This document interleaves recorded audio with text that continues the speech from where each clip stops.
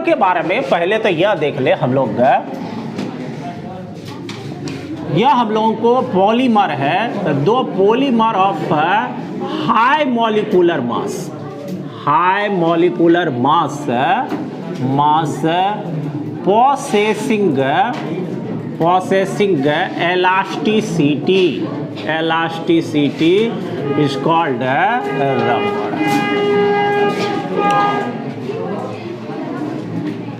is called rubber। देखो ध्यान दो, ध्यान से समझिए इसके बारे में ठीक ढंग से।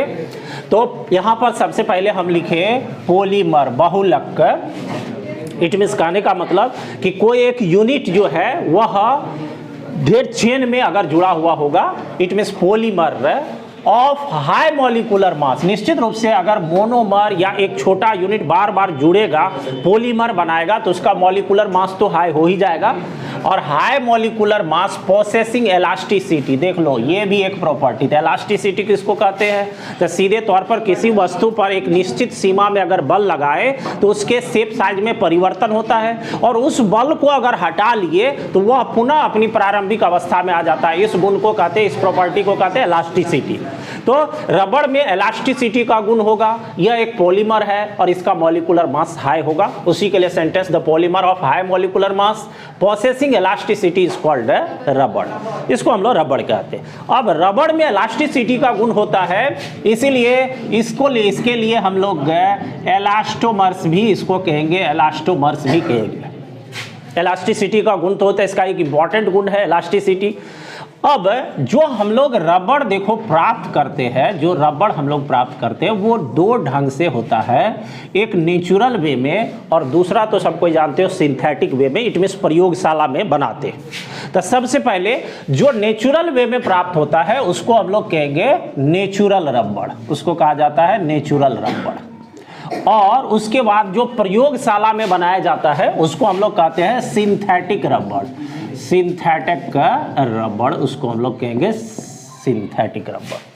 अब देखो, तो अब कहानी यहाँ दो भाग में बट रही है कि पहले हम लोग नेचुरल रबड़ के बारे में बात करें और फिर हम लोग सिंथेटिक रबड़ के बारे में बात करें।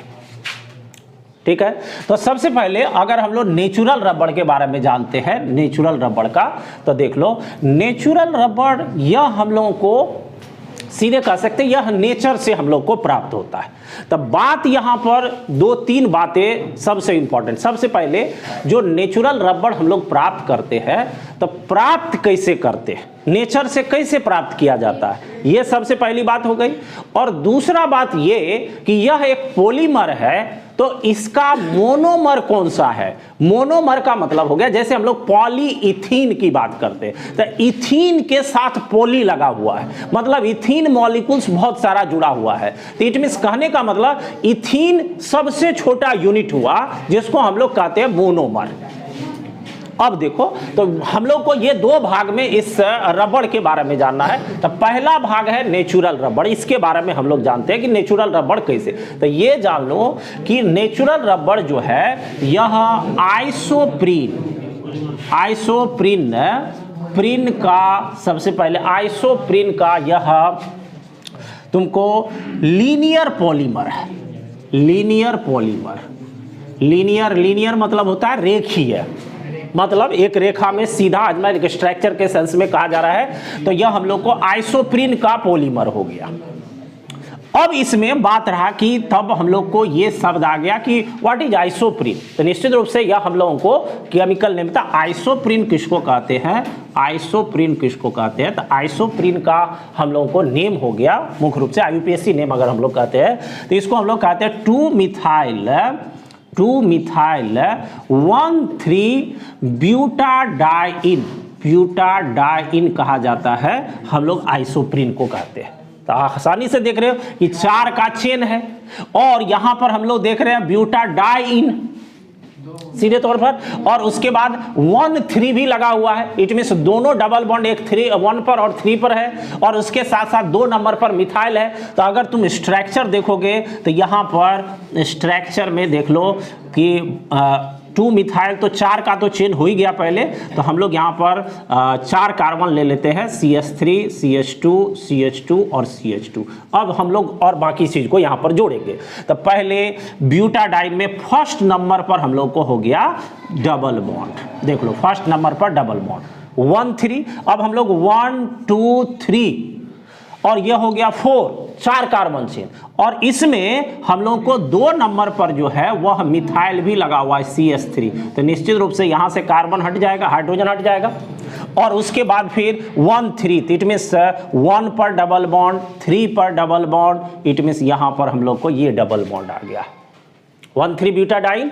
अब देखो इसका क्या होगा, N मॉलिक्यूल्स, मतलब बहुत सारा मॉलिक्यूल्स या जो निश्चित संख्या चाहिए वो क्या करेगा, यहां पर पॉलीमराइजेशन आपस में जुड़ेगा, तो इससे पॉलीमर का निर्माण होगा। तो पॉलीमर का निर्माण होगा, तो पॉलीमर का निर्माण, हम लोग जिस पॉलीमर का निर्माण कर रहे हैं वो कौन सा, रबड़, जी इस रबड़ के बारे में हम लोग बात कर रहे हैं। अब रबड़ के बारे में जो हम लोग बात कर रहे हैं, तो यहां पर पॉलीमराइजेशन जब होगा तो पॉलीमराइजेशन के फलस्वरूप अब इसमें बहुत सारा यूनिट आपस में जुड़ेगा। तो कैसे जुड़ेगा, तो देख लो C डबल बॉन्ड यहां पर CH3, और यह हो गया तुम्हारा फिर CH2, और यहां पर भी एक H, और यहां हो गया CH2। अब अगला वाला फिर यही यूनिट बार बार जुड़ेगा आपस में, जिससे चेन बड़ा हो जाएगा, पॉलीमर जिसको हम लोग का, तो C, फिर यहां हम लोग को C डबल बॉन्ड C, और यहाँ फिर हो गया तुमको CH3, और यहाँ पर हो गया फिर तुमको हम लोग जो रिलेटेड टर्म्स यूज करते हैं, इसको CH2 ले ले, ये ऐसे जुड़ेगा, ये CH3 हो गया, फिर यहाँ पर CH2, और यह हो गया तुम्हारा फिर H। अब फिर अगला ग्रुप भी इसी तरह से जुड़ेगा, जो हम लोगों को C, और हम लोग दिखा सकते हैं C डबल बॉन्ड फिर C, और ये वाला भाग फिर हम लोगों को हो गया, इसको थोड़ा सा हम लोग ऊपर ही कर ले, CH, या इस ग्रुप में और भाग जो है इस तरह से जुड़ेगा, मतलब और चेन इसके साथ जुड़ेगा। चलो इतनी बातें, आगे बढ़ते हैं हम लोग। अब फिर देखो इसको हम रहने ही देते, अभी हमको उधर जगह खाली है। तो यहाँ सबसे पहले एक बार यहाँ से फिर से देख लो, यह हम लोगों को क्या है, यह हम लोगों को मोनोमर है, मतलब जो छोटा वाला यूनिट है जो अभी बार बार जुड़ेगा और पूरा चेन का निर्माण करेगा, उसको हम लोग छोटे यूनिट को मोनोमर कहते हैं। तब मोनोमर हो गया, ये मोनोमर है, और मोनोमर का नाम हम ऊपर लिख दिए कि यहाँ पर हम लोग को नाम के अनुसार स्ट्रक्चर भी लिखे हैं। यह पॉलीमराइजेशन मतलब छोटा छोटा जितना मॉलिक्यूल है सब आपस में जुड़ेगा। तो देखो अब जुड़ेगा तो कैसे जुड़ेगा, तो हम लोगों को यही यूनिट यहाँ पर है, ये अगले यूनिट के साथ जुड़ा है, फिर अगले यूनिट के साथ जुड़ेगा। कैसे जुड़ेगा देख लो, अब C डबल बॉन्ड हम लोग को यहाँ पर C डबल बॉन्ड C हुआ, फिर हम लोग यहाँ CH3, और ये हो गया हम लोग को CH2, फिर यहाँ पर H, और ये हम लोगों को फिर हो गया यहाँ पर हम लोग CH3 या CH2 आगे जो चेन में। तो अब यहाँ पर देखो ये आपस में फिर जुड़ गया। अब ये हम लोगों को इधर भी और ये इधर भी इस तरह से जुड़ते जाएगा ये चेन में। फिर देखो अब यहां पर तुम ध्यान दो, अब क्या क्रिया रिएक्शन हुआ है, तो रिएक्शन जब होगा तो निश्चित रूप से कुछ उसमें परिवर्तन तो होगा ही ना। लेकिन यौगिक यहीं पर आप डबल बॉन्ड टूटेगा, नया डबल बॉन्ड बनेगा, अगला फिर अगला से जुड़ेगा चेन। तो इसमें कितना कार्बन, 1 2 3 4 और 1 5, और इसमें कितना 2 2 4 1 5। अब कौन टूटा है कौन जुड़ा है इस चीज को अब तुम देखो, वो रिएक्शन के मैकेनिज्म पर, उसको यहाँ पर हम लोग डिस्कस नहीं करेंगे। अब चलिए, तो मूल रूप से तुमको जो चेन बना है, इट मीन्स जो तुमको रबड़ बना है, इस रबड़ को हम लोग सिस 1,4 पॉलीआइसोप्रीन भी कहते हैं। इसको हम यहां पर लिख देते हैं। तो ये जो हम लोगों को हो गया सिस 1,4 पॉलीआइसोप्रीन भी हम लोग कहते हैं, पॉलीआइसोप्रीन भी कहा जाता है। देखो अब ध्यान दो, अब ये सब नाम तुमको मिलेगा, इन सबको, ये सब जनरल नॉलेज है। रबड़ कितना इंपॉर्टेंट चीज है इस चीज को समझ ही सकते हो, कितना इस सब का जनरल नॉलेज होना चाहिए। अब जो बीपीएससी का तैयारी कर रहा है, यूपीएससी का तैयारी का, वो सब रट रहा है कि रबड़ जो है 1,3 ब्यूटाडाइन का जो है वह पॉलीमर है, इसका पॉलीमर है, उसका पॉलीमर है, और मेन चीज उसको आता है कहां से आता है, ये तो सब्जेक्ट स्पेसिफिक की चीज है। अब देखिए फिर हम लोग अब 2-3 बातों को और ध्यान से समझो, पहले सुनो, फिर नहीं हो पाएगा तुम लोगों से, नहीं तो फिर अब बात हम लोग आगे करते हैं। देखो रबड़ के हम लोग बारे में बात किए, इसमें जो अभी स्ट्रक्चर प्राप्त हुआ रबड़ का, उसमें देख रहे हो इसमें डबल बॉन्ड है। तो पहली बात स्ट्रक्चर के बारे में, डबल बॉन्ड जो है, डबल बॉन्ड सदैव तुमको सदैव सिस फॉर्म में होगा, सिस फॉर्म में होगा। अब कहोगे सिस फॉर्म क्या है, तो देखो ट्रांस और सिस जो डबल बॉन्ड होता है, इस डबल बॉन्ड में सिस और ट्रांस जो ज्योमेट्रिकल आइसोमेरिज्म में कि अगर जो ग्रुप उसमें लगा हुआ है वो दोनों अगर एक साइड होगा तो सिस फॉर्म, और क्रॉस में होगा तो उसको हम लोग ट्रांसफॉर्म कहेंगे, ये चीज। तो यहाँ पर सिस मतलब जो स्ट्रक्चर है, उस स्ट्रक्चर में जो ग्रुप जुड़ा हुआ है डबल बॉन्ड के, उस ग्रुप में किस तरह से ग्रुप जुड़ा हुआ है उसके अनुसार हम लोग सिस और ट्रांस नाम लेते हैं। तो यहाँ डबल बॉन्ड के लिए बोला गया है कि किस तरह की उसकी व्यवस्था है, तो वह सिस फॉर्म में होगा। अब देखो, अब दूसरी बात है कि सिस फॉर्म में तो यह होगा ही। इस पूरे जो रबड़ का स्ट्रक्चर है इसमें कोई भी पोलर सब्स्टिट्यूएंट नहीं है। पोलर का मतलब हो गया ऐसा नहीं कि कोई प्लस है कोई माइनस है तो आपस में अट्रैक्ट, जो माइनस प्लस होगा तो अट्रैक्शन बहुत हार्ड होगा, मतलब जो उसके बीच जो उसके अंदर जो फोर्स होगा वो बहुत हार्ड होगा। लेकिन इसमें ऐसा कोई फोर्स नहीं है, कोई पोलर सब्स्टिट्यूएंट दिखाई नहीं दे रहा है, माइनस प्लस वाला कोई भी अट्रैक्शन नहीं है। इसीलिए इसके अंदर जो बल होगा, जो फोर्स होगा जिससे आपस में बंधा होगा, वह वीक होगा। और वीक फोर्स में हम लोग, वीक फोर्स का एक एग्जांपल है वान डर वाल फोर्स। तो इसके बीच एक तो डबल बॉन्ड सिस फॉर्म में होता है, और दूसरी बात इसके बीच जो अंतराण्विक बल, इंटरमॉलिक्यूलर जो फोर्सेस होगा इसमें, वह फोर्स जो इंटरनल फोर्स हो गया वो फोर्स इसमें होता है, उसको हम लोग कहते हैं वान डर वाल, वान डर वाल फोर्स। अब वान डर वाल सीधे हम लोग कह दें कि इसके बीच जो फोर्स होगा वो कैसा फोर्स होगा, वीक फोर्स होगा। अब देखो वीक फोर्स होगा, तब फोर्स वीक होगा और सिस फॉर्म होगा, और इसके कारण इसका स्ट्रक्चर जो होता है, स्ट्रक्चर जो होता है वह स्ट्रक्चर होता है क्वाइल्ड स्ट्रक्चर होता है, क्वाइल्ड स्ट्रक्चर। तो क्वाइल तो सबको देखो ना कैसा होगा, घुमावदार, जैसे स्प्रिंग के समान। अब देख लो तो स्प्रिंग के समान होता है। तो जब इसको हम लोग रबड़ को खींचेंगे तो देख लो, खींचेंगे तो स्प्रिंग के समान है। तो जैसे ही खींचेंगे तो यह क्या होगा, लीनियर में सुसज्जित होगा, इट मींस लीनियर रूप में आ जाएगा। और जैसे इसको छोड़ेंगे फिर किस फॉर्म में आ जाएगा, कॉइल्ड फॉर्म में आ जाएगा। तो इलास्टिसिटी का गुण आ गया, और इलास्टिसिटी में स्ट्रक्चर किस तरह से योगदान करता है उसको तो समझना ही पड़ेगा। तो देख लो इसके कारण इसका क्वाइल्ड फॉर्म है। तो क्वाइल्ड फॉर्म को जैसे हम लोग खींचेंगे या लीनियर वे में अरेंज हो जाएगा, इट मींस, और फिर छोड़ेंगे तो यह किस रूप में, क्वाइल्ड फॉर्म में। तो पहली बात यहां पर आ गया कि यह क्वाइल्ड फॉर्म में होता है, इलास्टिसिटी को गुण को दिखलाता है। तो स्ट्रक्चर से इसको कैसे समझेंगे, पहली बात। अब दूसरी बात ये देख लो कि इसको हम लोग जो नेचुरल वे में प्राप्त करते थे, नेचुरल वे में कैसे प्राप्त किया जाता है, तो नेचर से रबड़ का प्लांट होता है, रबड़ का प्लांट होता है, रबड़ का प्लांट। रबड़ प्लांट से क्या किया जाता है, छाल को छील करके रबड़ प्लांट को, और उससे एक रस या दूध प्राप्त होता है, इसको कहा जाता है लेटेक्स। इस लेटेक्स को प्राप्त किया जाता है, और लेटेक्स जो होता है, इस लेटेक्स में प्लस किया जाता है एसिटिक एसिड को, एसिटिक एसिड को। और एसिटिक एसिड जब मिलाते हैं तो हम लोगों को कोगुलेशन होता है, और यह कोगुलेटेड फॉर्म में पाया जाता है, या कोगुलेटेड रबड़ हम लोगों को प्राप्त होता है। और यही हम लोगों को क्रड रबड़ है। शायद क्रड का अर्थ सबको याद ही होगा कि यह हम लोगों को अभी जो रबड़ है वह 100%, 95% रबड़ इसमें उपस्थित होता है, 95% इसमें रबड़ होता है इस फॉर्म में क्रड। अभी मतलब 100% यह शुद्ध नहीं है, जिसको हम लोग क्रड मेटल भी हम लोग देखे हुए थे प्यूरिफिकेशन में। तो हम लोग को यह क्रड रबड़ होता है, यह इसको मिलाने के बाद हम लोगों को यह फॉर्म प्राप्त होता है। अब रहा कि यह कितना उपयोगी होता है, तो देखो जो तुमको नेचुरल रबड़ होता है इसमें जो टेंसाइल स्ट्रेंथ होता है, टेंसाइल स्ट्रेंथ होता है, स्ट्रेंथ है, यह भी लो होता है।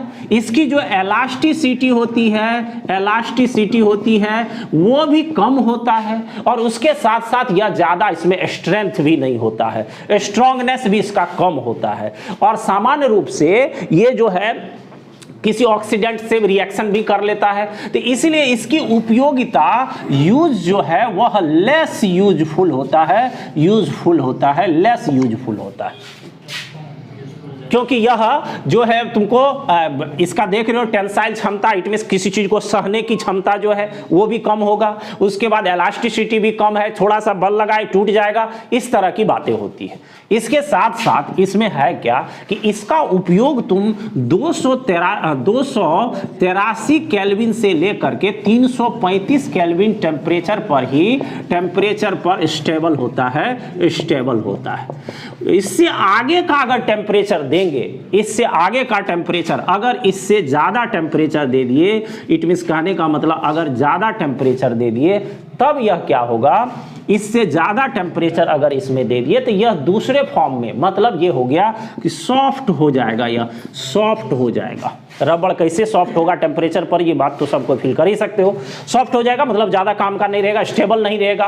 और इससे ज्यादा अगर टेम्परेचर कर दिया, कम कर दिए तो यह क्रिस्टलाइन फॉर्म में चला जाएगा, इट मींस छोटे छोटे टुकड़े में चले आएगा, फिर इसका यूज नहीं होगा। तो ऐसी स्थिति में इसी पर यह टेम्परेचर पर स्टेबल होता है, इससे आगे का नहीं। तो हम लोग देख रहे हैं सामान्य वे में जो हम लोग को नेचुरल रबर उतना उपयोगी नहीं है। जब उपयोगी नहीं है तब आगे जाकर के क्या किया गया कि इसकी उपयोगिता को बढ़ाने के लिए जो है वह तुमको चार्ल्स गुडईयर नामक वैज्ञानिक जो है यह एक विशेष प्रकार का आविष्कार किया और उसको कहते हैं वल्कनीकरण, इसको कहते हैं वल्कनीकरण। ये वल्कनीकरण क्या है, वल्कनाइजेशन क्या है? यह वल्कनाइजेशन द्वारा ये जो नेचुरल रबड़ है इसकी उपयोगिता को बढ़ा दिया जाता है। अब कैसे उपयोगिता बढ़ा दिया जाता है उसके बारे में, तो ये वल्कनाइजेशन मेथड का, जिससे इससे क्या होता है, हम लोग कह सकते हैं नेचुरल रबड़ की उपयोगिता बढ़ाई जाती है। तो उपयोगिता बढ़ाने का मतलब क्या हो गया कि इसके जो भौतिक गुण है, ऐसे कह दिया हम लोग, नेचुरल रबड़ के भौतिक गुणों में सुधार किया जाता है, भौतिक गुणों में सुधार किया जाता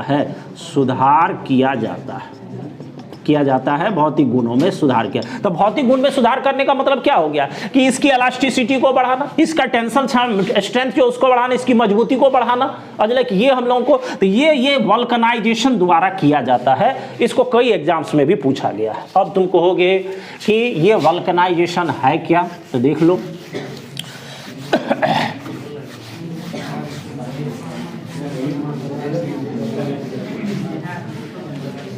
देखो फिर हम लोग अब बात कर रहे हैं, ध्यान से देखिए, ध्यान से सुनिए सब कोई। और तो हम लोग अभी देख लिए भौतिक गुणों में सुधार, तो निश्चित रूप से उपयोगिता बढ़ेगा तो भौतिक गुण में सुधार करना पड़ेगा। तो यहाँ हम लोग बात कर रहे हैं वल्कनाइजेशन का। तो वल्कनाइजेशन में क्या होता है, वल्कनाइजेशन के अंतर्गत भौतिक गुण सुधर गया। तो भौतिक गुण कैसे सुधरेगा, तो इसमें जो तुमको नेचुरल रबड़ है, इस नेचुरल रबड़ को सल्फर और जिंक ऑक्साइड, ध्यान से सुन लो ये सब नाम, सल्फर और जिंक ऑक्साइड को डाल करके इसको 373 से 415 केल्विन ताप पर गर्म किया जाता है नेचुरल रबड़ को। तो तुमको वल्कनाइज्ड रबड़ जो है वह प्राप्त होगा। वल्कनाइज्ड रबड़ प्राप्त हुआ। तो देखो पहला तो टेम्परेचर दिया, चलो ये कंडीशन हो गया, लेकिन इसके साथ सल्फर और जिंक ऑक्साइड क्यों दिया गया, तो क्यों दिया गया S और ZnO। तो पहला तो तुम कहोगे कि सीधी जब बात ही वल्कनाइजेशन का कर रहे हैं तो बात तो यहां सीधा है कि इसकी उपयोगिता बढ़ा रहे हैं, तो उसके गुणों में सुधार कर रहे हैं। तो गुण में सुधार ऐसा क्या कर रहा है सल्फर और ZnO जिसको गुण में सुधार हो जा रहा है, तो इसमें ये जो तुम सल्फर देख रहे हो ये क्या काम करता है ये जान लो। ये सल्फर यहां पर जो है वह एक विशेष एजेंट का काम करता है। सल्फर क्या करता है, इसका क्रॉस लिंकिंग, इसको कहते हैं सल्फर क्रॉस लिंकिंग एजेंट का काम करता है, क्रॉस लिंकिंग एजेंट का।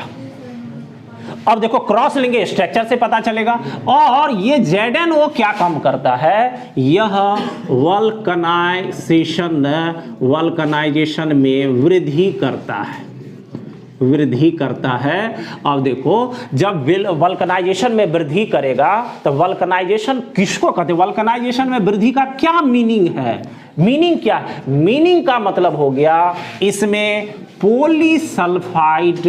पॉलीसल्फाइड बॉन्ड, मतलब SS bond SS polysulphide bond का निर्माण होता है। एकदम देखो स्पष्ट रूप से निर्माण होता है, एकदम पूरी तरह से क्लियर है। वल्कनाइजेशन में भौतिक गुण में सुधार कर रहे हैं, भौतिक गुण में सुधार के ये रासायन यूज कर रहे हैं, ये टेम्परेचर यूज कर, ये रासायन क्यों यूज कर रहे हैं, तो पहला वाला इसको क्रॉस लिंकिंग करता है, आपस में जोड़ता है, कैसे जोड़ा स्ट्रक्चर से बता रहे हैं। और दूसरा ये वल्कनाइजेशन में वृद्धि कर जो क्रिया है उसको वृद्धि कर रहा है। तो वल्कनाइजेशन का मतलब क्या है, तो मतलब है जो सल्फर बॉन्ड है जिसको हम लोग पॉलीसल्फाइड बॉन्ड कहते हैं उसका निर्माण कर रहा है या उसको बढ़ा रहा है। अब कहोगे कैसे, तो स्ट्रक्चर देखो क्रॉस लिंकिंग कैसे होता है, तो ये कार्बन का इस तरह का जो हम लोग देख रहे हैं ये भाग, यहां पर फिर तुमको ये जो दिखाई दे रहा है यह कार्बन का हो गया, फिर यहां पर हम लोग देख रहे हैं यह वाला भाग इस तरह से। अब इसमें क्या है देख लो, यहां पर सल्फर इस तरह से, इसमें फिर यहां पर देखो सल्फर इस तरह से, यहां पर फिर सल्फर और यहां पर फिर देखोगे सल्फर और ये क्रॉस लिंकिंग देख रहे हो कैसे, ये क्या हो गया वहां पर दिखाया गया है, देख रहे हो पॉलीसल्फाइड बॉन्ड और क्रॉस लिंकिंग किस तरह से आपस में जुड़ रहा है, क्रॉस लिंक हम लोगों को ये स्ट्रक्चर हो गया क्रॉस लिंकिंग स्ट्रक्चर। मतलब जो स्ट्रक्चर की हम लोग बात कर रहे हैं, वल्कनाइजेशन में जो बात कर रहे हैं वो किस तरह से हम लोग को प्राप्त हो रहा है उसके बारे में। तो देखो इसमें मुख्य चीज अब और जानने वाला है कि ये जो सल्फर है कठोरता जो आएगा, कठोरता इट मीन्स जो कठोरता आ रहा है ड्यू टू सल्फर आ रहा है, सल्फर के कारण ही तुम्हारा रबड़ कठोर होगा। अब सल्फर के कारण कठोर होगा तो रबड़ का बहुत एब्रॉड यूज है, बड़ा यूज है, तो ड्यू टू सल्फर ये इसमें कठोरता आ रही है। तो अगर मान लो तुमको टायर बनाना है, टायर गाड़ी का टायर बनाना है, अगर बड़ा टायर बनाना है तो टायर के लिए तुमको रबड़ में क्या करना है, 5% सल्फर मिक्स करना होगा, ठीक है 5% सल्फर मिक्स करना होगा। और अगर तुमको बैटरी का कैबिनेट बनाना है, देखो बहुत ही जनरल नॉलेज की बात है, बैटरी के कैबिनेट हेतु तुमको यहां पर, क्योंकि बैटरी का कैबिनेट तो टायर से मजबूत होगा कि उससे कमजोर होगा, तो इसमें 30% सल्फर मिक्स किया जाता है, 30%। तो देखिए बैटरी कैबिनेट मतलब जिसमें पूरा बैटरी का सिस्टम सब रखा कैबिनेट बैटरी का, इसमें 30% सल्फर और इसमें 5% सल्फर मिक्स किया जाता है, देख रहे हो। अभी बात किए मतलब जो टायर और बैटरी के लिए कैसे सल्फर क्या काम करता है वल्कनाइजेशन में, कैसे वल्कनाइजेशन से इसकी उपयोगिता बढ़ गई उसके बारे में। अब देखो हम लोग दूसरा है अब सिंथेटिक रबड़, तो सिंथेटिक रबड़ के बारे में अगर बात करते हैं तो सीधे से कह सकते हैं व्हाट इज सिंथेटिक रबड़। सिंथेटिक रबड़ हो गया कि जो प्रयोगशाला में मानव द्वारा निर्मित रबड़ के समान पॉलीमर, रबड़ के समान ही पॉलीमर जो प्रयोगशाला में बना लिया जाएगा उसी को हम लोग कहेंगे सिंथेटिक रबड़। मतलब हम लोग मानव निर्मित रबड़ कह सकते हैं, संश्लेषित रबड़ कह सकते हैं, यह हम लोग को सिंथेटिक रबड़, मतलब रबड़ के समान ही रासायन हम लोग को पदार्थ हम लोग को प्रयोगशाला में बना लिया गया तो सिंथेटिक रबड़ उसको कहेंगे। तो सिंथेटिक रबड़ में यहां पर क्या है, ये सिंथेटिक रबड़ क्या होता है 1,3-ब्यूटाडाइन, देखो ब्यूटाडाइन, इसको कई बार कई एग्जाम्स में पूछा है। ब्यूटाडाइन के व्युत्पन्न डेरिवेटिव व्युत्पन्न के होमोपॉलीमर इसको कहेंगे होमोपॉलीमर।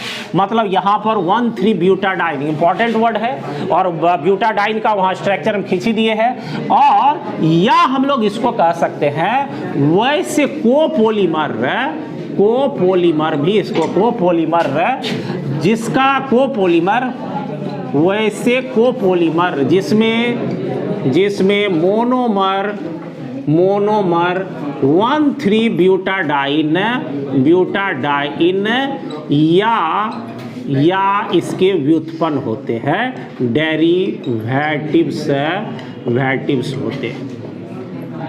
डेरिवेटिव्स होते हैं। देखो ये तुमको हो गया सिंथेटिक रबर के बारे में पहली बात। अब सिंथेटिक रबर, अब देख रहे हो कि सबसे पहला सिंथेटिक रबर जो है, सबसे पहला सिंथेटिक रबर हो गया, सिंथेटिक रबर जो है वह सिंथेटिक रबर था मिथाइल रबर। अब सबको ये तो जानते हो कि सबसे पहला अगर कोई चीज का खोज होगा तो वो कितना ज्यादा उपयोगी हुआ, ये तो कहने की जरूरत नहीं है कि कोई भी चीज अगर बनता है तो धीरे धीरे उसमें सुधार होता है। तो सबसे पहला जो रबर सिंथेटिक था मिथाइल रबर। उसके बाद अब देखो इस लिस्ट में, सिंथेटिक लिस्ट रबर के लिस्ट में तुमको इसका एग्जाम्पल हो गया जैसे नियोप्रीन। ठीक है। अब देखो नियोप्रीन जो तुमको सिंथेटिक रबर है, इसका उपयोग जो है, अगर हम लोग उपयोग की बात करते हैं तो उपयोग जो है वायर, इलेक्ट्रिक वायर तथा केबल्स के इंसुलेशन में किया जाता है। अब ये बातें सबको समझ में आनी चाहिए कि इंसुलेशन में, इंसुलेटर क्या होता है। और लाइक तार अगर वो इससे खाली छोड़ दिया, खुला छोड़ दिया जाए तो समझ ही सकते हो क्या, तो इंसुलेशन के लिए क्या क्या कवर चढ़ाया जाता है उस पर। तो हम लोग यहाँ पर ये नियोप्रीन जो है इस काम के लिए यहाँ पर यूज होता है। बहुत इंपॉर्टेंट जनरल नॉलेज भी है। अब देखिए नियोप्रीन के बाद दूसरा ब्यूना, यहाँ पर ब्यूना एन होता है और दूसरा ब्यूना एस होता है। देखो तो यहां पर ब्यूना एन को, देखो ब्यूना एन के बारे में पहले जान लीजिए। इसको नाइट्राइल रबर भी कहते हैं, और नाइट्राइल रबर क्यों कहते हैं उसके बारे में भी जानो। इसमें देखो BUNAN 3 शब्द है। तो पहले BU का मतलब हो गया ब्यूटाडाइन। देख लो ये सब तुमको जो है वह दुर्लभ शब्द होगा, जल्दी मिलेगा नहीं। Na हो गया सोडियम और N हो गया, यही है तुम्हारा नाइट्राइल, इसीलिए इसको नाइट्राइल रबर कहते हैं। नाइट्राइल रबर के ये सब देख लो नाइट्राइल। अब इसका जो उपयोग होता है, देख लो इसका सबसे बड़ा उपयोग कहाँ पर है, जो ब्यूना एन रबर होता है। इस ब्यूना एन रबर का उपयोग जो है वो ऑयल सील बनाने में किया जाता है, ऑयल सील बनाने में। और उसके बाद देख लो, उसके बाद पेट्रोल, ल्यूब्रिकेंट्स जितना भी होता है, मतलब मोबिल इत्यादि, या हम ग्रीस कह सकते हैं, तो पेट्रोल के प्रतिरोधक का अर्थ सब कोई समझते ही है। और उसके बाद फिर तुमको ब्यूना एन के बाद हो गया ब्यूना एस रबर। देख लो फिर अब मीनिंग सबको पकड़ लोगे कि ब्यू मतलब ब्यूटाडाइन, Na मतलब सोडियम और S मतलब होता है एस्टायरिन। S का अर्थ यहां पर हम बताते हैं, S का मतलब हो गया एस्टायरिन, इसको कहते हैं एस्टायरिन। और इस रबर को एक विशेष नाम से भी जाना जाता है। अब ये हो गया, तो इसको पूरा हम लोग कहेंगे एस्टायरिन ब्यूटाडाइन सोडियम। ये इसका मतलब जो सब्स्टिट्यूएंट है उसके जो नाम का फुल फॉर्म हम लोग कह सकते हैं वो हो गया ये। और इसका जो उपयोग किया जाता है, उपयोग मुख्य रूप से इसका टायर बनाने में, टायर और उसके बाद तुमको रबर ट्यूब हो गया, और जूता बनाने में भी इसका उपयोग किया जाता है। और उसके बाद फिर हम लोग को नेक्स्ट है ब्यूटाइल रबर। अब देखो ब्यूटाइल रबर का इस तरह का फुल फॉर्म है। ब्यूटाइल रबर का सबसे मुख्य उपयोग है टायर के के ट्यूब बनाने हेतु इसका उपयोग किया जाता है। देखिए रबर ट्यूब, और ये टायर के अंदर का ट्यूब जो है बनाने में किया जाता है। सबसे उत्तम ट्यूब बनाने में यह हम लोगों को है ब्यूटाइल रबर। ठीक है, बस इतनी जानकारी कंप्लीट, इससे यूपीएससी बीपीएससी कोई भी चीज़ में इससे ज़्यादा नहीं जाएगा।